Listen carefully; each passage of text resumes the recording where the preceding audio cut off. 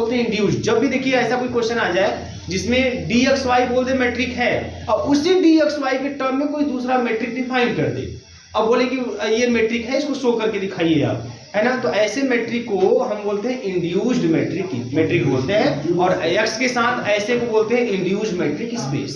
तो इंड्यूस्ड बात समझ आ रही है ना यहाँ पे, तो इंड्यूस्ड मैट्रिक स्पेस है। ऐसे ही एक दो क्वेश्चन आपको और 2-3-4 क्वेश्चन दिखाई देंगे, बहुत से क्वेश्चन दिखाई दे सकते हैं, है ना, जो जिसमें dxy मैट्रिक रहेगा और उसी dxy के टर्म में किसी दूसरे मैट्रिक को डिफाइन कर देगा। बात समझ आ रही है, इंड्यूस्ड मैट्रिक स्पेस। अब कैसे इसको शो करेंगे, देखिए कैसे शो करना है, बहुत सिंपल तरीका। देखिए सबसे पहले तो 4 चीजें यहाँ ऑटोमेटिकली आपके पास है, क्या कि उसने बोल दिया कि dxy मैट्रिक है, तो dxy मैट्रिक है तो वो मैट्रिक की चारों प्रॉपर्टी होल्ड करता है। dxy is greater than equal to 0 ये आपके पास है, dxy is equal to 0 implies and implies by x is equal to y ये आपके पास है, dxy is equal to dyx ये आपके पास है, और dxy is less than equal to dxz plus dzy ये आपके पास है। इतना आपके पास है क्योंकि d उसने बोला है मैट्रिक है, तो d अगर मैट्रिक है तो d मैट्रिक की चारों प्रॉपर्टी वो d होल्ड करेगा। तो चारों प्रॉपर्टी होल्ड हो रही है, अब इस d स्टार को हमको दिखाना है। बात समझ आ रही है ना, तो देखिए इतना कुछ है आपके पास, है ना, इट इज गिवन दैट, ये सब आप जानिए, इतना सब कुछ आपके पास है, आप इसी का यूज करेंगे। It is given that dxy is metric, hence अगर ऐसा है तो ये प्रॉपर्टी सब होल्ड होगी, dxy greater than equal to 0 होगा। Second, dxy is equal to 0 implies and implies by दोनों से तरफ x is equal to y। तीसरा, dxy is equal to dyx, और चौथा dxy इज लेस देन और इक्वल टू dxz प्लस का dzy। अच्छा, इसमें कोई कंफ्यूजन नहीं ना आप लोगों की, x y z ऐसा कुछ है ना, x y z किसी भी क्रम में हो सकता है, कोई फर्क नहीं पड़ता है ना, कहीं पे ऐसे लिखा हुआ दिख जाएगा dxz इज लेस देन और इक्वल dxy प्लस dyz, क्या फर्क पड़ता है, x y z को किसी भी क्रम में आप लिख सकते हैं, बस याद रखेंगे, हाँ, जिसको भी मतलब बीच में रखेंगे उसी के क्रम में ब्रेक होगा, है ना, वो सिंपल तरीका, ठीक है। ये चार प्रॉपर्टी है, तो we have to show that, तो हमें शो क्या करना है, we have to show that d star xy is metric on x, is metric on x, ये हमें शो करना है, d star xy is metric on x, ठीक है। तो चलिए पहला प्रॉपर्टी, चलिए पहला शो करते हैं d star xy के लिए पहली प्रॉपर्टी, तो देखिए इस सब का यूज करके। अच्छा बताओ, क्योंकि जो dxy है ये ग्रेटर देन इक्वल टू 0 है नहीं, तो दिया है तो गिवन है हमारे पास। अगर इसमें अगर हम जो है इस dxy में अगर हम 1 प्लस dxy से भाग दे दें तब भी ग्रेटर देन इक्वल टू 0 ही मिलेगा। बात समझ में आई, तो कोई यहाँ पे क्योंकि a greater than equal to 0 है ना, और ये भी ग्रेटर देन इक्वल टू 0 है, बहुत होगा ये 0 होगा तो ये 0 होगा, तो 0 अपान 1 प्लस 0 आपका क्या आएगा, 0 आएगा, तो होल्ड तो करबे करेगा। तो अगर 0 नहीं होगा तो कोई पॉजिटिव होगा, तो कोई पॉजिटिव कुछ भी रखिएगा आप, पॉजिटिव 1.5 0.9 कुछ जो रखिएगा, तो ये सॉल्व करने पर 0 से बड़ा ही मिलेगा, तो ये कंडीशन होल्ड हो रहा है, साफ साफ होल्ड हो रहा है। और इसका मतलब यह हो गया क्योंकि एक किसकी वैल्यू है d स्टार xy, इसका मतलब d star xy is greater than equal to 0, पहली प्रॉपर्टी होल्ड हो गई, पहली प्रॉपर्टी ड्यूरेशन है क्या,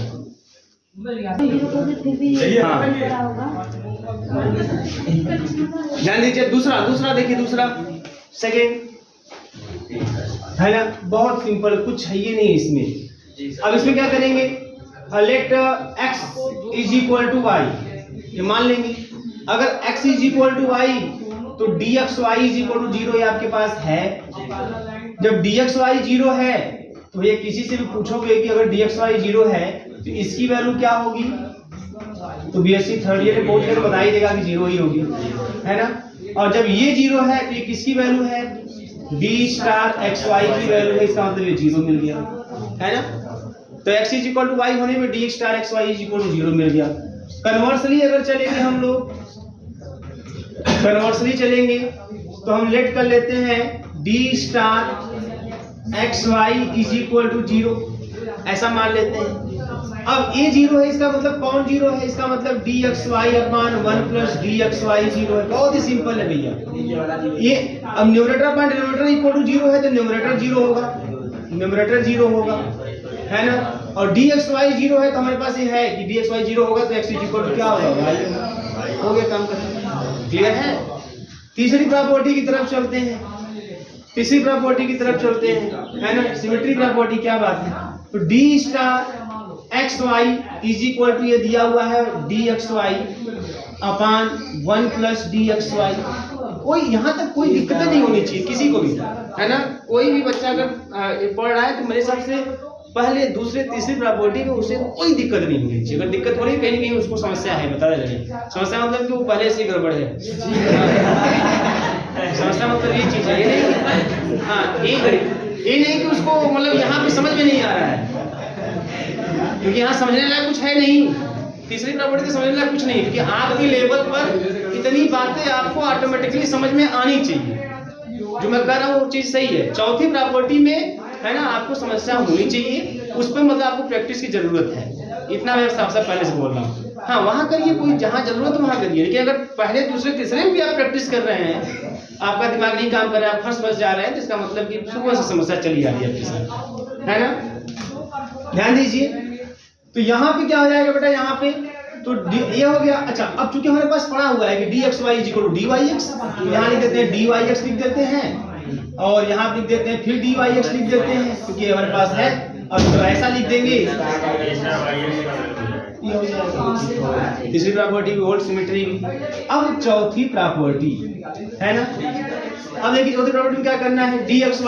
अब मैं कुछ चीजें बता दूं आपको। अगर मान लीजिए कि मॉड a अगर less than or equal to mod b हो, अगर मैंने मान लिया कि अगर मॉड ऑफ a, एक थोड़ा सा अलग से बता रहा हूं तो समझिएगा, अगर mod of a is less than or equal to mod of b हो, तब ये इनइक्वालिटी भी आपको होल्ड करती हुई निश्चित दिखाई देगी।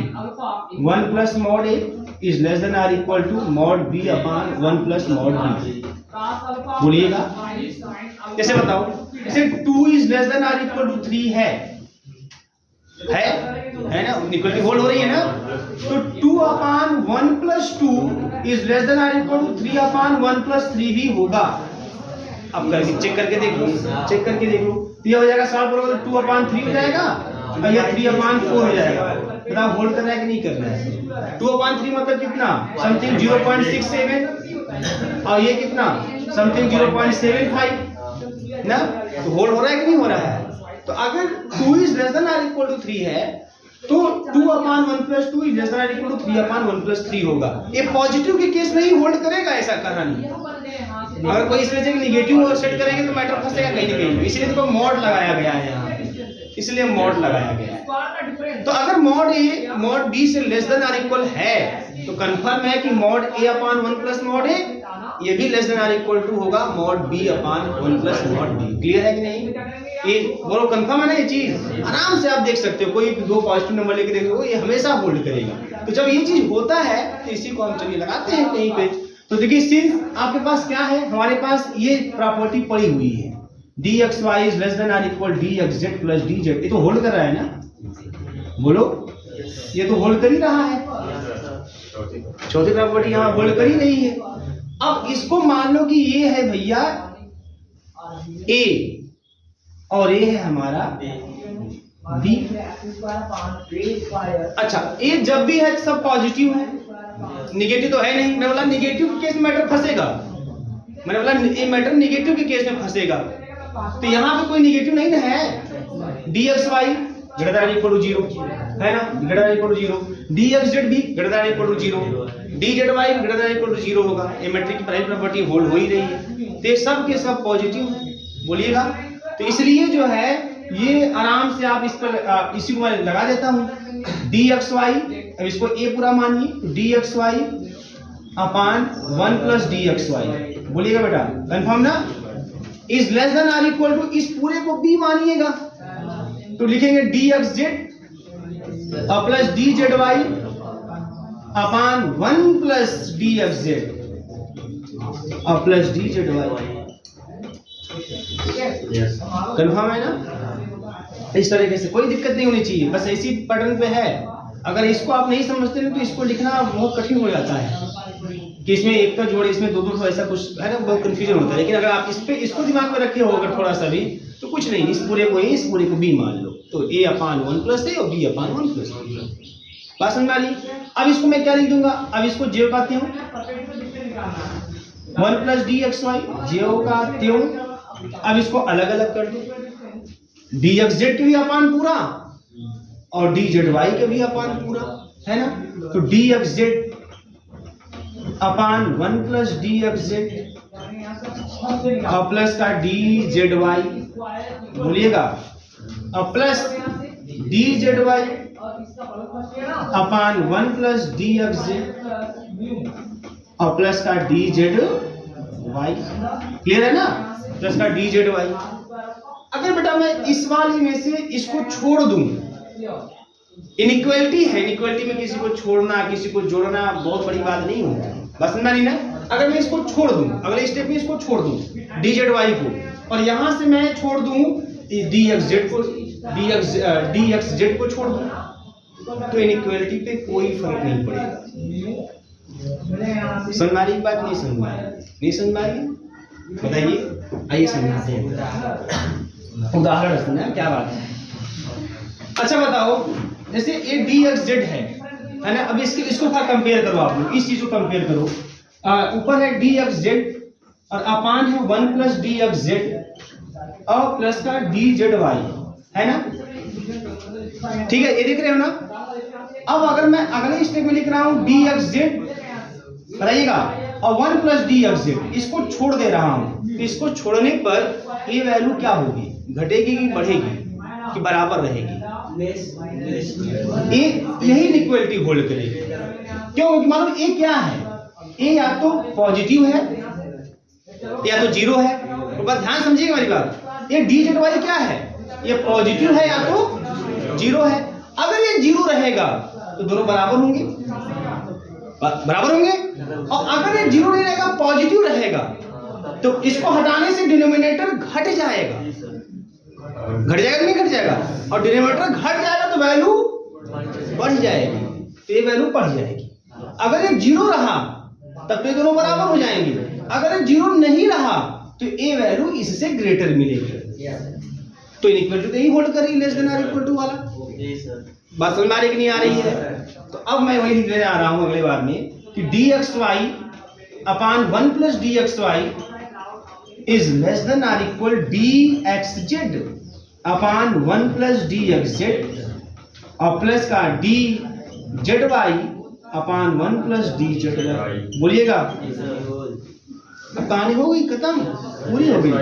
ये है D star X Y less than और इक्वल टू है डी स्टार एक्स जेड और ये है D star Z Y. Clear है कि नहीं? छाप लीजिए। Yes sir, low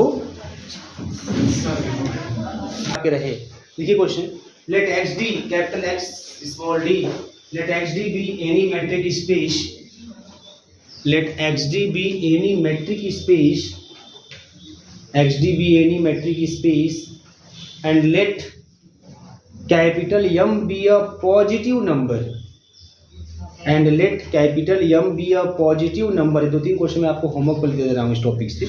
capital M be a positive number, then there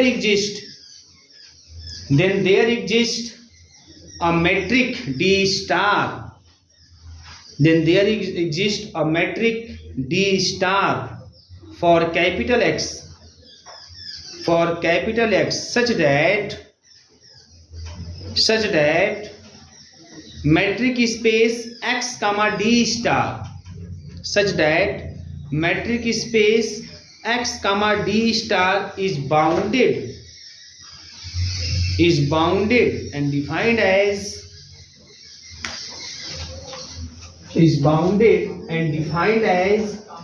यम। बस यहीं पे यम लगा दे रहे हैं।